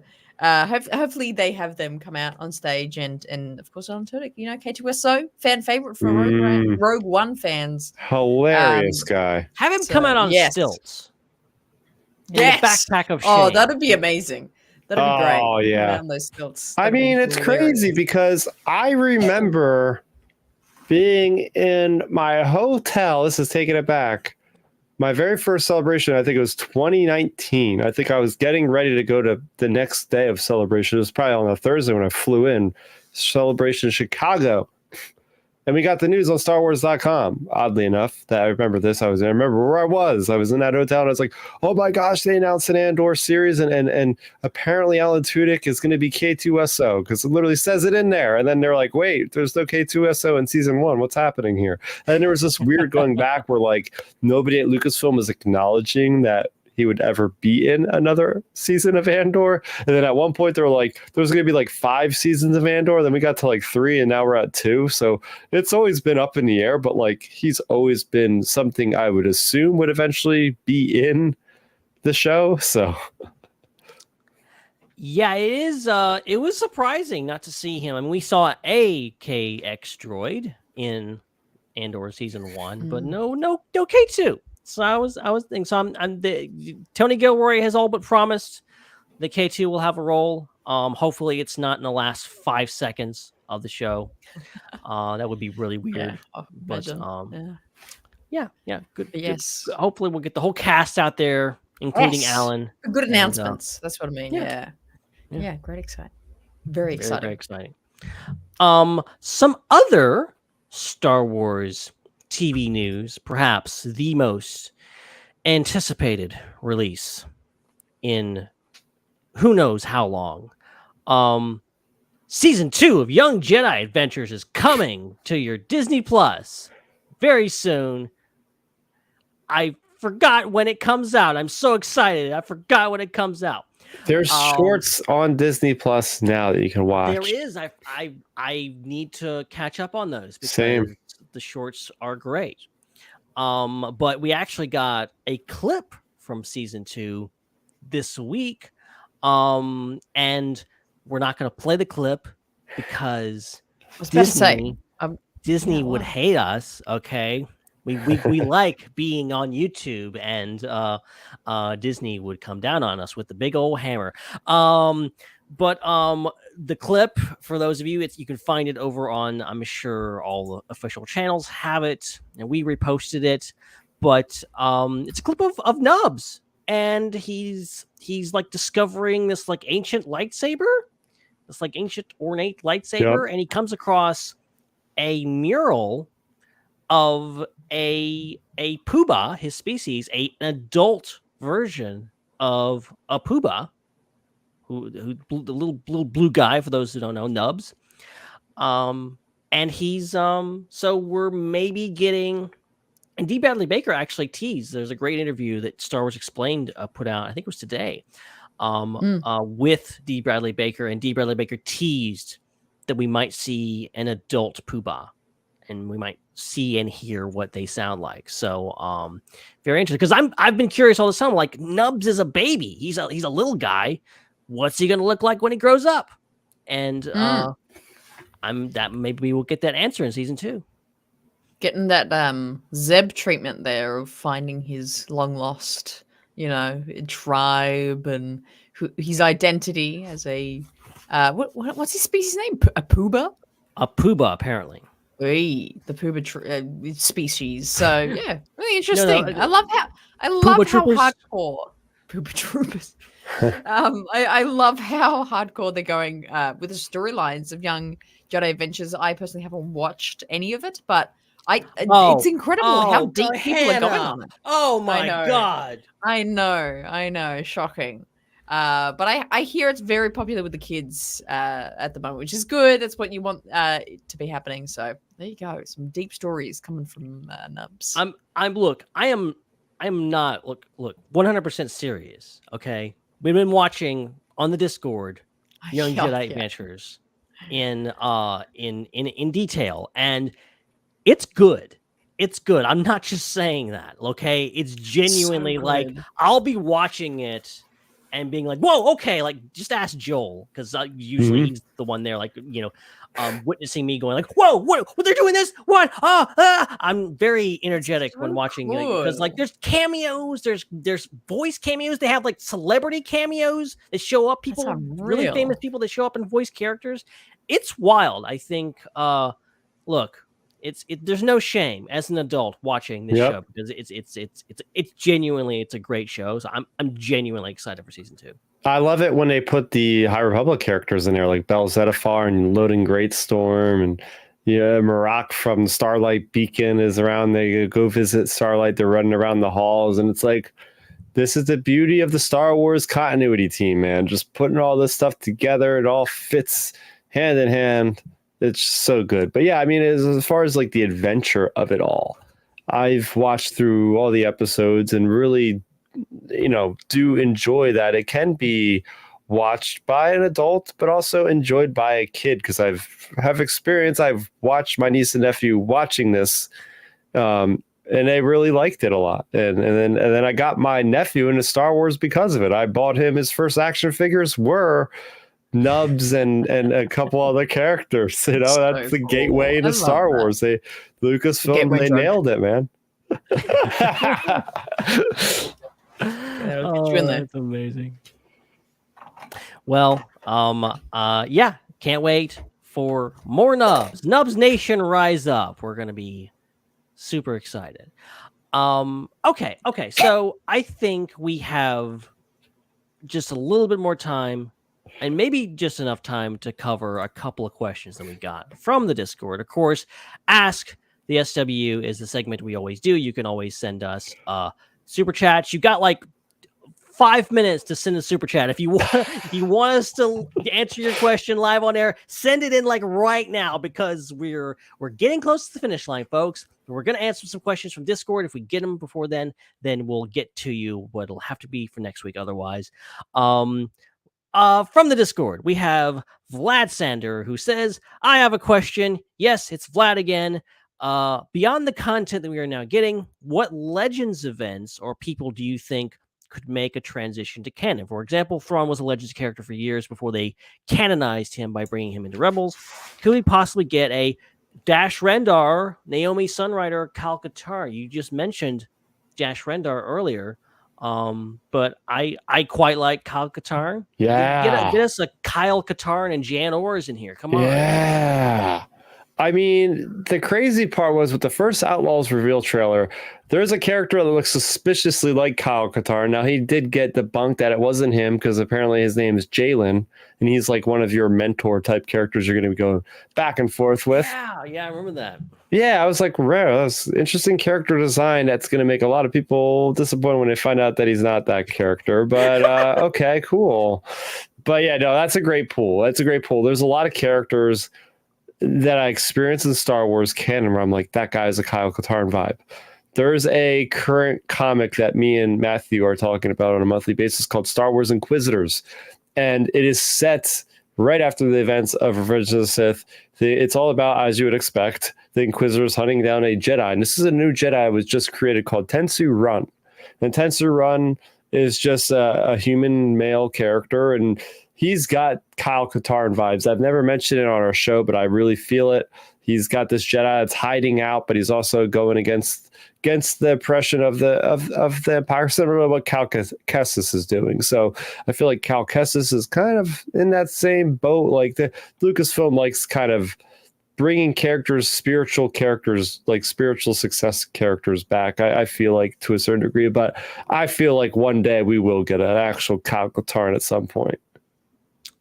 I fully agree. I like that idea. Hannah, any predictions on upcoming cameos?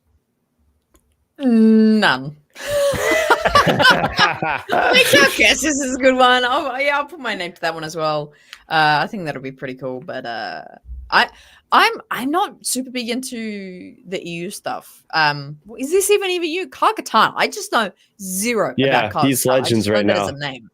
Yeah, exactly. So the number of characters that are legends only that haven't made it to canon is dwindling. So we're getting a lot of stuff. So if we're talking about characters that are more likely, I feel like now that we got Plagueis and Acolyte, if we get a season 2, I would be very happy to hear that the word Tenebris involved somewhere. I like that. That'd be interesting. Yeah. Interesting. Yeah, I like that. So yeah, we'll see. We'll see how it goes. I think there's no character that's off the table. Like we talked about Jackson last week. Like I'm fully on the camp of, Jackson's going to show up in live action. Like he's already canon. He's already in canon. comics. So yeah, so like it's things. It's just going to take a one of those crazy Favloni things to get him on in a live action show. You can bet on it. Okay, one last question. It's from Giltzer10 on a Discord, and they say, speaking of Hondo, what are the chances that we see any media that covers how he lost his pirate crew between season 5 of Clone Wars and season 2 of Rebels? I know old Hondo got somewhat of legitimate business on Batuu, but I love that old scoundrel. So there's that space of time between when we last saw him in Clone Wars to when he shows up in Rebels. He's like, oh, I've lost my crew. He's very down on his luck. It'd be very interesting to see. I think I'm more interested in just seeing what he's doing in the sequel era. Like one of my favorite books and one of my favorite audiobooks ever is, I think it's called Pirate's Price. Yeah. Is it something Pirates? I think you're right. It's a Hondo Ohnaka novel, and he's interacting with Chan and Chewie and screwing them over and doing all kinds of crazy stuff. Like Chewie almost kills him. Like it's great.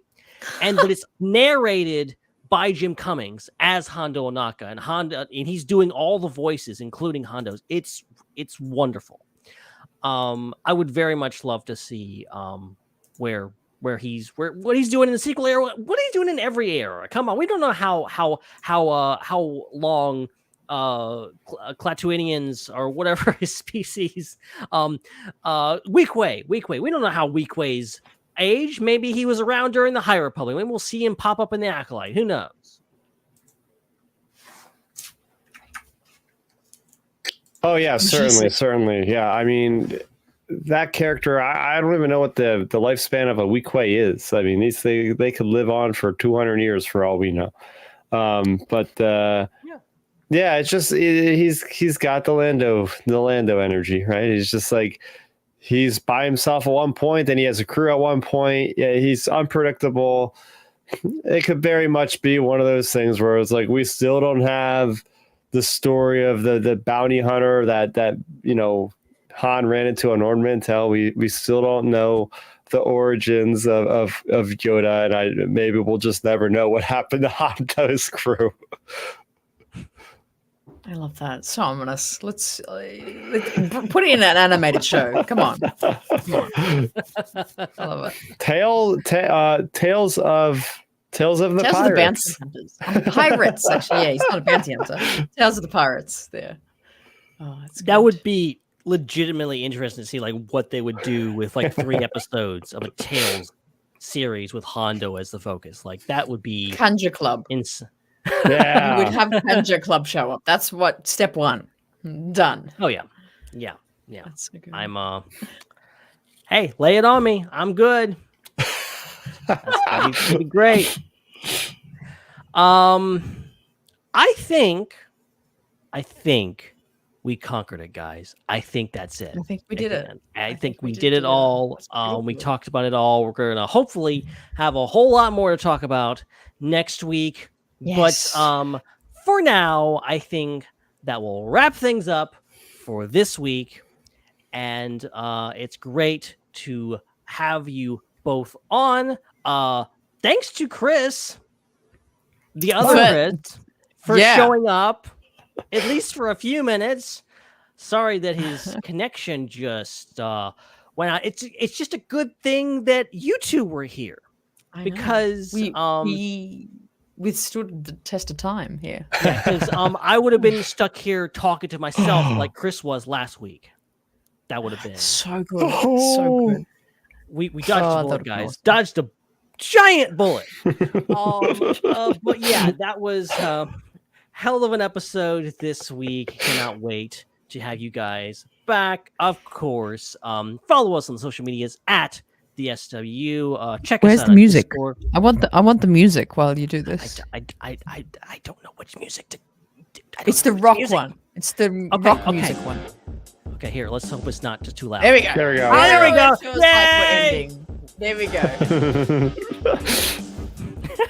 Yes. All right. Fair enough. All right. It feels real now. It feels real. Feels real. All right. You can follow us, of course, on the Discord. You check us out on the Discord.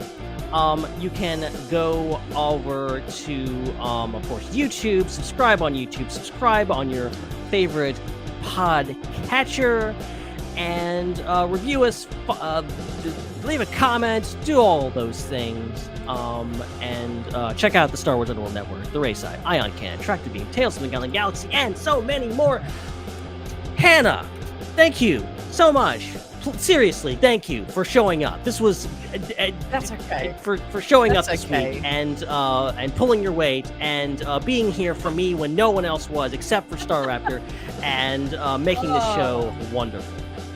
That's okay. Thank you so much. It's another good show chatting with you guys. Always love the banter, the chats. Very excited for Outlaws. Just so keen for that game to come out. It's not that too far away. We're like just over 3 weeks away. I don't know. Yeah. For me, it's exactly 3 weeks away. So very, very excited. We're getting so close to it now. But yeah, another great show. Great hanging out with you guys tonight. And thanks so much. Yep.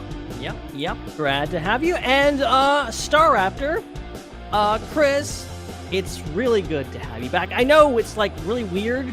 Like I know you had to be like, wait, he's asking me back this soon, but I'm like, no, I think this is perfect. Like it's perfect. This is the good bookend to our pre and post San Diego Comic-Con coverage. So I'm glad you were able to come on at such short notice and join us. This was great. So yes, please tell the people how they can find you on the socials. Yeah, well, first off, I'll keep it simple because you can find me right here on the Star Wars Underworld YouTube channel every Wednesday. Me and Matthew Neugebauer are talking Star Wars comics with the Tractor Beam Show every Wednesday at 9 p.m. Eastern. We actually just ticked past our record longest show as we're recording this right now. Yesterday, we went on for quite a bit of time because I've been off the air for about 2 or 3 weeks. So we had a lot to catch up on. Let's say that. A lot of Star Wars comics news coming out of San Diego Comic-Con. A lot of Star Wars comics were released in one day. Yesterday, we had 3 comics to talk about. So if you want to get into the nitty gritty, if you want to get into the weeds when it comes to the Star Wars comics, what's happening in publishing, then yeah, that's the place to go every Wednesday at 9 p.m. Eastern. But if you're looking for my own personal content, you can find me as my name spelled out here, youtube.com/Starrapter. I have a load of stuff that I just uploaded, all from Comic-Con. I have a video about all the Star Wars happenings. I had you, Ben, I had Chris, I had Dominic on there, us chatting, sunny San Diego, about what we've seen at the Star Wars publishing and everything at Comic-Con that weekend. I also have a regular, just a Comic-Con vlog of everything else besides Star Wars. And I have a vlog of my entire adventures throughout Southern California, starting in Santa Monica and ending in San Diego. Plus, I have some Star Wars gaming content coming hot for you guys. I have the Bounty Hunter Remaster review that came out last week. I have a review on the channel, so you can hear my thoughts on that as well. And if you want to hear my thoughts in word form and maybe some video form as well, twitter.com/Starrapter. I post Star Wars, skateboarding, and just random movie thoughts on there as well. But yeah, it's always a pleasure to be here. It was great to hang out here the entire evening with Hannah as well. So that was always fun. Well, it's always a pleasure, my friend, and we cannot wait to have you back. Maybe not next week, but maybe the next week we'll have you back. You know, who knows? We'll just mix it up. Let's see what happens. We'll still It's host now. That's fine. Yeah, it's fine. Especially when we're like, we keep losing people, okay? Dominic's just like gallivanting off at Disneyland. It's just like, oh, hi, guys. I'm standing in front of the Millennium Falcon. No big deal. I don't want to come on the show fully. Unreal. And, just close those bums. Just think they can just come in on off the show anytime they want. Ridiculous. We see what I have to deal with. But anyway, let me not rant any further. Let me close up shop here and say that thank you. Yes, you. No, not you. You. Thank you for watching and listening and supporting us. And we love you. We'll see you next week. But until then, may the Force. Wait, I didn't do it. May the Force be with you. Synchronize. Oh, wow. Who's gonna say it? Who's gonna say it? I know. I was like, who's gonna say it? It's a wrap. She said it.